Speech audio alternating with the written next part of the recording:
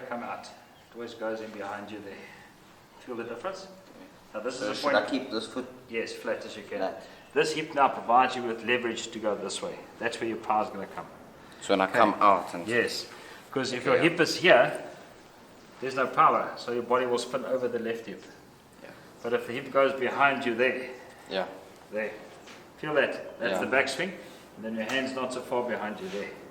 That's all I have to change initially, and you'll smoke it. So all I want you to focus on is when you start the swing, feel like this hip is going that way, there, okay. and then get the hands more in a straight line. So Yeah, and now your hands more this way. more this way. There we go. So, easy way to remember it is when you go back, this arm here, the left arm, feels like it stays on your toe line. Okay. See, and then get the hip to turn and then you're in a good position. So as a beginner golfer, you have to just get rotation, rotation, rotation.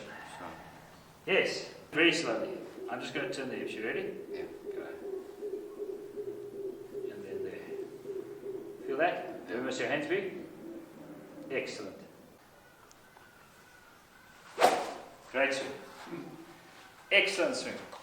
Now, when we work on body rotation, where the ball goes is not important. Okay. What's important is that you can feel the hands in the right position, you can feel the hip, and then you make contact with the ball. So uncomfortable is good in golf because it means it's a new move. Where must it be?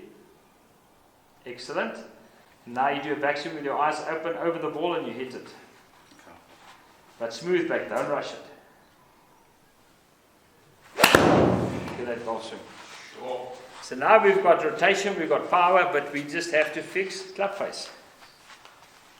So hit one more, then we go on the flight scope, and now we can actually see what your path is. I think you got competition. So when you started, you pull the club here. Yeah. So now I want you to go more straight.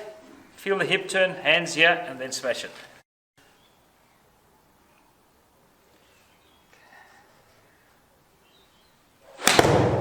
That was a good swing.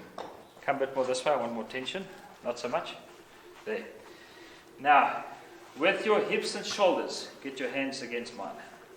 Not your arms. Look at that. Done. Immediately it's improved because he's now fighting this. When you fight resistance, you learn quickly. So a little resistance band like this at home will change him. Now if I was a mirror and I'm standing here saying get your hands in the right position and with resistance, look at that. Now let's do this again. And the only thing we're not going to do, you're not allowed to push your weight on this side. So do it again and I'm going to govern that. And then there we go. Now look how much he's improved. So it's just the hips around here. Any form of feedback, resistance, visual, closed eyes. Now Justin, if you had to practice this at home, you would do 2 minutes just focusing on that. Okay. Nothing else. Just Then you'll do the 2 minutes with the hands going in front. Okay. And then you'll do 2 minutes just shoulder turn. And then you do 2 minutes with all three together. Okay. But if you isolate one body to move, the chance of you improving it is better than trying to think of three things. Okay. Because then all three things work mediocre or average, but none of them becomes great. You So I must just need to isolate the focus on move. one thing at Yes.